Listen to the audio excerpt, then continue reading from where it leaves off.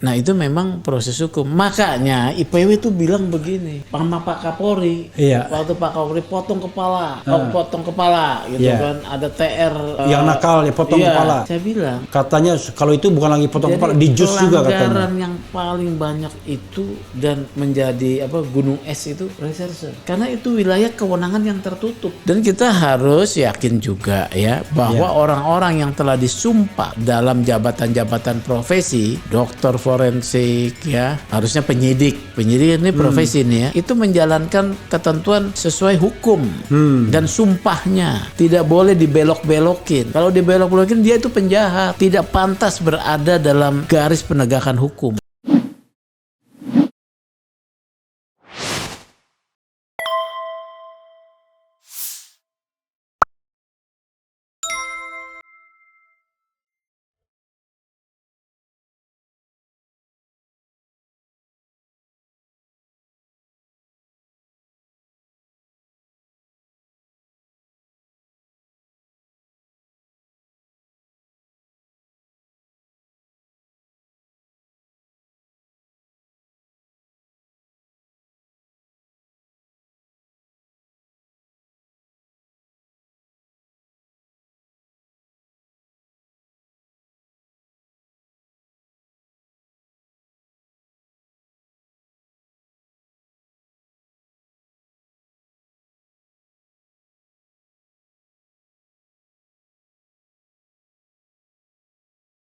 Kan susahnya kan kita gini, ini mohon maaf ya, kita kan cinta institusi ini ya kan, ya dia semua gitu, ibaratnya korbannya dia, melakukan lidik dia, sidik dia, nahan dia. Itu dia. Kadang-kadang kita kalau dalam jadi begitu sampai ke pengadilan kan cuma dapat limpahannya doang. Iya, berkas doang. Dan sudah tidak bisa bergerak kemana-mana, apalagi hakim yang kemudian textbook ya, dan tidak punya progresif berpikir ya. Bukan mendasarkan pada first keadilan, tapi yang penting hukumnya dulu. Iya, kalau pakai hukumnya dulu, hukum yang nggak benar bisa juga. Iya, jadi, nah itulah termasuk salah satunya ya. Sementara yang mati sudah dilabel sebagai, jangan terlalu jauh ininya. Oh iya. Lama-lama nanti nggak kedengeran. Ya, sementara yang mati udah dilabel sebagai penjahat. Iya. Untung alam ini menuntun sedemikian rupa ya. Melalui ibunya dan bapaknya, keluarganya berjuang membuka petinya. Itu adalah awal yang baik ya. Dan orang akhirnya tahu semua kan kondisi ya kan. RH Channel nggak mau menyebarkan foto itu karena saya tahu itu nggak etis ya kan. Cuman saya hanya menceritakan secara verbal saja. Dan itu sudah beredar kok. Iya, walaupun sudah beredar, saya udah bilang kita jangan amplifikasi itu fotonya. Kekerasannya. Iya, tapi kita hanya lihat ininya saja, lihat ceritanya atau lihat gambarnya. Saya ingin coba kita melihat bagaimana pendapat masyarakat yang barangkali bisa dijawab oleh IPW ya. Karena penting juga nih, coba kita lihat ya. Sebelum otopsi ulang, kita harus melihat otopsi Polda Metro Jaya terlebih dahulu. Apakah cocok atau tidak harus dilihat oleh kuasa hukum Brigpol J sebelum dilakukan otopsi kedua. Maksudnya apa ini? Jadi gini, otopsi pertama ya? Maksudnya soal transparansi ya. Jadi kuasa hukum bisa melihat hasil otopsi yang pertama, itu tidak bisa. Karena itu dokumen tertutup ya. Hanya bisa nanti dibuka di persidangan. Ya. Jadi ya singkirkan itulah ya. Masuk otopsi kedua aja. Ketika otopsi kedua, siapa saja yang harus hadir di situ? Kan di situ pasti polisi, pihak kemudian pihak keluarga diminta persetujuan. Tapi nggak boleh lihat. Otopsi enggak. Itu wilayah juga, proses pro justisia itu tidak boleh ada yang terlibat ya. Itulah persoalannya. Nah itu memang proses hukum. Makanya IPW itu bilang begini, sama Pak Kapolri, waktu Pak Kapolri potong kepala, gitu kan, ada TR yang nakal ya potong kepala. Saya bilang, katanya kalau itu bukan lagi potong kepala, di jus juga katanya. Pelanggaran yang paling banyak itu dan menjadi gunung es itu reserse. Karena itu wilayah kewenangan yang tertutup. Tidak ada kontrol. Tidak bisa diakses, tidak ada kontrol. Ya, publik tidak bisa mengontrol. Yang tahu hanya seperti saya yang sudah pengalaman 30 tahun, itu pun dari membaca, bukan indikasi. Bukan melihat langsung, iya, tapi indikasi. Kayak lihat ini kan, luka ini kita kan menganalisis.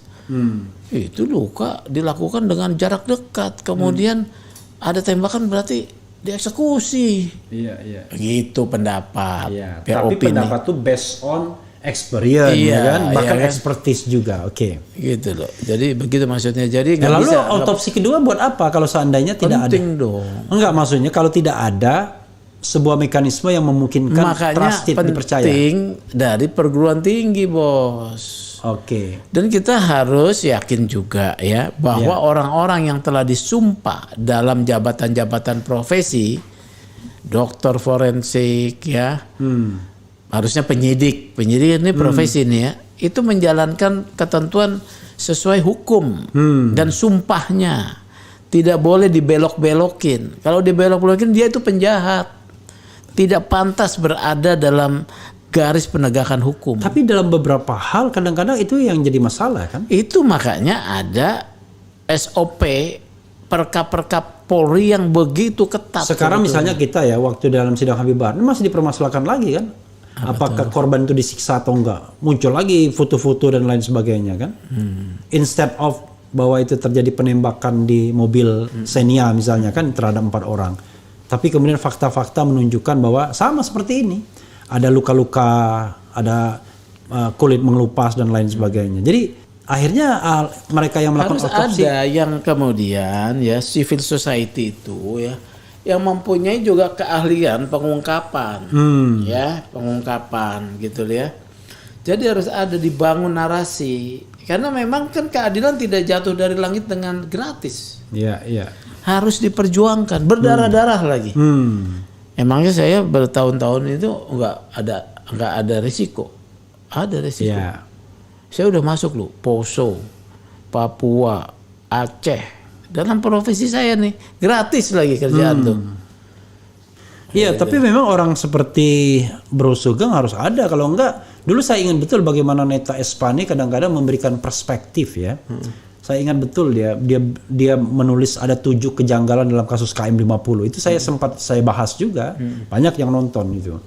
Jadi memang kadang-kadang dengan pengalaman, dengan rasionalitas ya dan kan, juga informasi, kekuatan informasi yang dia miliki ya. Bang Neta itu kelebihannya informasinya cepat. Saya belum memiliki kapasitas seperti beliau.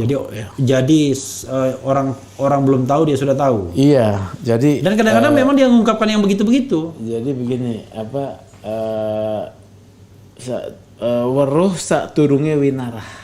Apa jenenge? Jadi apa artinya? Tahu sebelum ada faktanya. Oke. Weruh sak turunge winarah. Dengan membaca indikasi. Iya. Nah, dengan membaca arah angin. Iya, kalau kata saya, tapi kalau Bang Neta informasinya ya. Iya. Kalau saya belum punya informasi lah. Ya. Oke, kita baca lagi ya. Nih, banyak sekali mereka yang antusias sekali kan. Lihat ada yang tanya juga, ngapain tuh istri Pak Irjen minta LPSK?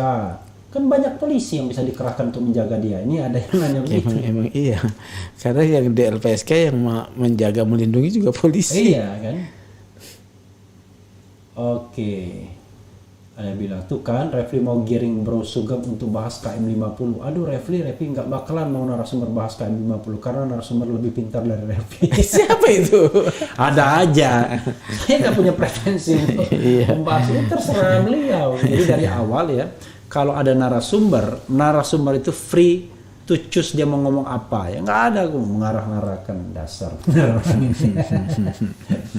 Jadi yang kita cari itu kebenaran dan keadilan, bukan kebenaran, ya kan? Jadi kalau kebenaran dan keadilan itu ukurannya paling gampang, hati nurani lah. Tanyakan ke hati nurani Anda, ya kan? Kira-kira kasus ini benar nggak, ya kan?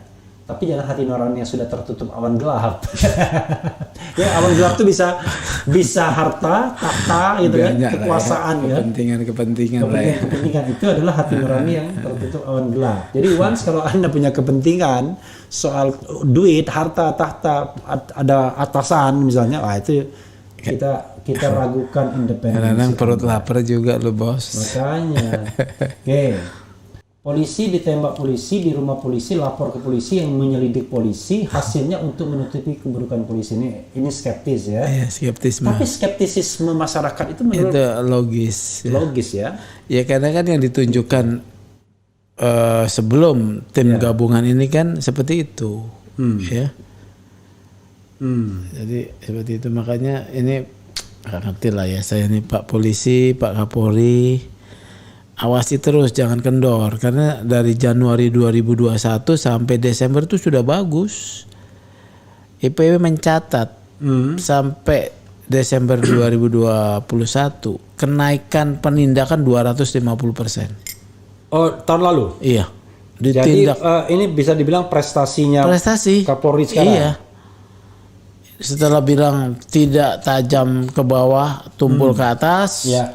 Kemudian TR bahwa polisi jangan menyakiti rakyat. 11 perintah kepada Kapolda, kemudian potong kepala. Itu pengaruh tuh. Yang no viral no justice kan ramai tuh di 2021. Ini ada yang bilang ya, saya tidak percaya kalau soal pelecehan tadi. Orang ada pacarnya cantik, masa mau sama orang tua? Ini sorry ya, kita ngomong apa adanya, bosnya lagi. Lewat di depannya saja sangat segan, apalagi tatap matanya. Boro-boro pelecehan, drama murahan. Tadi kan Bro mengatakan ya, biasanya justru sebaliknya ya kan? Kalau ini kan di atas. Iya. Dan menurut saya kalau misalnya cerita itu benar, nekat sekali orangnya. Ya enggak, terjadi tiba-tiba gila. Iya. Masuk kamar bosnya, lalu nodongin senjata. Kayaknya gila kan? Iya. Dia terjadi kegilaan seketika. Iya. Ya? Itu artinya pasti nggak normal kalau nggak gitu. normal. Tapi kan kalau untuk mendeteksi itu kan sudah ada tes-tes psikologis, ya kan? Ya tadi yang hubungan-hubungan telepon sebelumnya. Profiling. Apakah dia dalam keadaan stres, dalam keadaan yang bagaimana tidak bahagia gitu-gitu ya. Iya, banyak lah penjelasannya. Jadi Tapi kadang-kadang orang tidak bahagia pun nggak sampai gilanya kayak begitu. enggak. Atasannya loh. Atasannya masuk ke Yang kamar sudah nodong. Iya, yang sudah dianggap ibunya. It doesn't make sense gitu loh. Nggak make sense. Iya, gitu loh. Nggak masuk akal gitu. Nggak masuk akal. Gitu ya. Sehat, ya. Gitu. Lagi pula, sorry, he's a driver. Dia driver. Iya. Kan bisa kalau dia mau itu kan tempat lain. Iya. Yang tidak ada bahayanya, ya kan? Iya. Artinya less risiko gitu kan? Ya tapi sudahlah. Nggak tahu Paling lah ya. tidak itu yang disampaikan oleh press Iya, conference ya. ya kita bicara apa yang disebut aja di depan muka kita.